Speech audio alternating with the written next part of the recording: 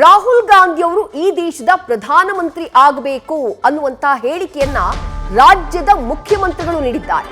ಈ ಹೇಳಿಕೆ ದೊಡ್ಡ ಮಟ್ಟದಲ್ಲಿ ಸದ್ದು ಮಾಡ್ತಾ ಇದೆ. ರಾಹುಲ್ ಗಾಂಧಿ ಅವರು ಈ ದೇಶದ ಪ್ರಧಾನಮಂತ್ರಿ ಆಗಬೇಕು, ರಾಹುಲ್ ಪ್ರಧಾನಿಯಾಗುವಂತಹ ಕನಸನ್ನ ಬಿಚ್ಚಿಟ್ಟಿದ್ದಾರೆ ಸಿದ್ದರಾಮಯ್ಯ. ರಾಹುಲ್ ಗಾಂಧಿ ಪ್ರಧಾನಿ ಮಾಡುವುದಕ್ಕೆ ಪ್ರಯತ್ನಿಸೋಣ, ಕೇಂದ್ರದಲ್ಲಿ ಮತ್ತೆ ಕಾಂಗ್ರೆಸ್ ಅಧಿಕಾರಕ್ಕೆ ಬರಬೇಕು ಅಂತ ಹೇಳಿ ಸಿಎಂ ಸಿದ್ದರಾಮಯ್ಯ ಹೇಳಿದ್ದಾರೆ. ಇಲ್ಲಿ ಕುತೂಹಲ ಮೂಡ್ತಾ ಇರೋದು, ಖರ್ಗೆ ಅವರ ಹೆಸರು ಪ್ರಧಾನಮಂತ್ರಿ ರೇಸ್ನಲ್ಲಿ ಪ್ರಸ್ತಾಪ ಆದ ಬೆನ್ನಲ್ಲೇ ರಾಹುಲ್ ಗಾಂಧಿ ಅವರ ಹೆಸರನ್ನ ಸಿಎಂ ಸಿದ್ದರಾಮಯ್ಯ ಅವರು ಉಲ್ಲೇಖ ಮಾಡಿದ್ರಲ್ಲ, ಇದು ಚರ್ಚೆಗೆ ಗ್ರಾಸವಾಗ್ತಾ ಇದೆ. ದೇಶದಲ್ಲಿ ಇನ್ನೂ ಉಳಿದಿರ್ತಕ್ಕಂಥ ಸಮಸ್ಯೆಗಳಿದ್ದಾವಲ್ಲ, ಈ ಸಮಸ್ಯೆಗಳಿಗೆಲ್ಲ ಪರಿಹಾರ ಕೊಡ್ತಕ್ಕಂಥದ್ದು ಕಾಂಗ್ರೆಸ್ ಪಕ್ಷ ಮಾತ್ರ. ಅದಕ್ಕೆ ರಾಹುಲ್ ಗಾಂಧಿ ಅವರು ಈ ದೇಶದ ಪ್ರಧಾನಮಂತ್ರಿ ಆಗಬೇಕು.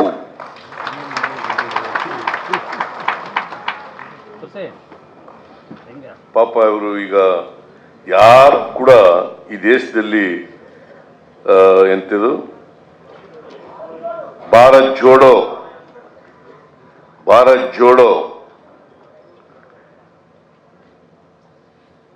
ಮಾಡಿರ್ಲಿಲ್ಲ. ಈಗ ಭಾರತ್ ಜೋಡೋ 2 ಇದನ್ನು ಪ್ರಾರಂಭ ಮಾಡ್ತಾ ಇದ್ದಾರೆ.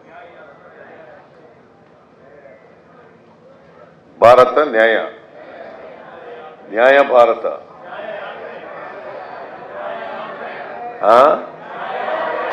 ನ್ಯಾಯ ಯಾತ್ರೆ. ಯಾಕಂದ್ರೆ ಇನ್ನೂ ನಮ್ಮ ದೇಶದಲ್ಲಿ ಎಲ್ರಿಗೂ ನ್ಯಾಯ ಸಿಕ್ಕಿಲ್ಲ.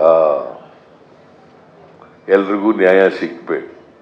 ಹಿಂದುಳಿದವರಿಗೆ, ದಲಿತರಿಗೆ, ಅಲ್ಪಸಂಖ್ಯಾತರಿಗೆ, ಮಹಿಳೆಯರಿಗೆ ಎಲ್ರಿಗೂ ನ್ಯಾಯ ಸಿಕ್ಬೇಕು. ಅದಕ್ಕೋಸ್ಕರವಾಗಿ ಇಡೀ ದೇಶದಲ್ಲಿ ಜಾಗೃತಿ ಮೂಡಿಸ್ತಕ್ಕಂಥ, ನ್ಯಾಯಕ್ಕಾಗಿ ಹೋರಾಟ ಮಾಡ್ತಕ್ಕಂಥ, ನ್ಯಾಯ ಸಿಕ್ಕಬೇಕು ಈ ವರ್ಗದ ಜನರಿಗೆ ಅಂತ ಹೇಳಿ ಇವತ್ತು ಪಾದಯಾತ್ರೆಯನ್ನು ಮಾಡ್ತಾ ಇದ್ದಾರೆ. ಅಂಥವ್ರ ಕೈಗೆ ಅಧಿಕಾರ ಹೋಗ್ಬೇಕು, ಇಲ್ಲ ನರೇಂದ್ರ ಮೋದಿ ಅವ್ರ ಕೈಗೆ ಅಧಿಕಾರ ಹೋಗ್ಬೇಕಾ? ಅಲ್ಲ, ರಾಹುಲ್ ಗಾಂಧಿ ಅವ್ರ ಕೈಗೆ ಅಧಿಕಾರ ಹೋಗ್ಬೇಕಾ, ನರೇಂದ್ರ ಮೋದಿ ಅವ್ರ ಕೈಗೆ ಹೋಗ್ಬೇಕು? ಮತ್ತೆ ನಾವೆಲ್ಲ ಪ್ರಯತ್ನ ಮಾಡ್ಬೇಕಲ್ವಾ? ಅದಕ್ಕೆ ನಮ್ಮಲ್ಲಿರ್ತಕ್ಕಂಥ ಎಲ್ಲ ಭಿನ್ನಾಭಿಪ್ರಾಯಗಳನ್ನ ಮರೆತು ಈ ದೇಶಕ್ಕೋಸ್ಕರ, ದೇಶದಲ್ಲಿ ಸಂವಿಧಾನ ರಕ್ಷಣೆ ಮಾಡೋಕ್ಕೋಸ್ಕರ, ದೇಶದ ಬಹುಸಂಸ್ಕೃತಿಯನ್ನು ಉಳಿಸ್ಲಿಕ್ಕೋಸ್ಕರ, ದೇಶದ ಸಾರ್ವಭೌಮತೆಯನ್ನು ಎತ್ತಿಡಲಿಕ್ಕೋಸ್ಕರ, ದೇಶದಲ್ಲಿ ಎಲ್ರಿಗೂ ನ್ಯಾಯ ಕೊಡ್ಲಿಕ್ಕೋಸ್ಕರ ನಾವೆಲ್ಲರೂ ಕೂಡ ಹೋರಾಟ ಮಾಡಿ ಕಾಂಗ್ರೆಸ್ ಪಕ್ಷವನ್ನು ಮತ್ತೆ ಅಧಿಕಾರಕ್ಕೆ ತರಬೇಕು. ಇದು ಸಿಎಂ ಸಿದ್ದರಾಮಯ್ಯ ಅವರು ಕೊಟ್ಟಂತಹ ಹೇಳಿಕೆ. ಬಹಳ ನೇರವಾಗಿ ಹೇಳ್ತಾರೆ ಅವರು.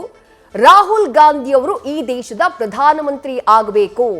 ನರೇಂದ್ರ ಮೋದಿ ಪ್ರಧಾನಮಂತ್ರಿ ಆಗಬೇಕಾ, ರಾಹುಲ್ ಗಾಂಧಿ ಪ್ರಧಾನಮಂತ್ರಿ ಆಗಬೇಕಾ?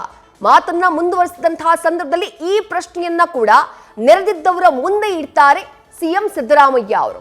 ಇಂಡಿಯಾ ಒಕ್ಕೂಟದ ಒಂದು ಸಭೆ ಆಯ್ತಲ್ಲ ಮೊನ್ನೆ, ಆ ಸಭೆಯಲ್ಲಿ ಪ್ರಧಾನಿ ಅಭ್ಯರ್ಥಿಯ ಶಿಫಾರಸು ಆಯ್ತಲ್ಲ, ಆ ಶಿಫಾರಸಿಗೂ ಮುಂಚೆ ಸಿದ್ದರಾಮಯ್ಯ ಅವರು ಈ ಹೇಳಿಕೆಯನ್ನ ಕೊಟ್ಟಿದ್ದಿದ್ರೆ ಬಹುಶಃ ಇಷ್ಟು ದೊಡ್ಡ ಮಟ್ಟದಲ್ಲಿ ಈ ಹೇಳಿಕೆ ಗಮನವನ್ನ ಸೆಳೀತಾ ಇರ್ಲಿಲ್ವೇನೋ.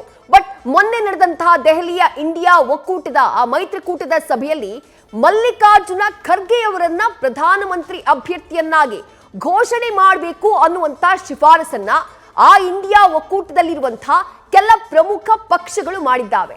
ಈ ಬಗ್ಗೆ ಮಲ್ಲಿಕಾರ್ಜುನ ಖರ್ಗೆ ಅವರು ಕೂಡ ರಿಯಾಕ್ಟ್ ಮಾಡಿದ್ದಾರೆ, ಅದು ಬೇರೆ ವಿಚಾರ.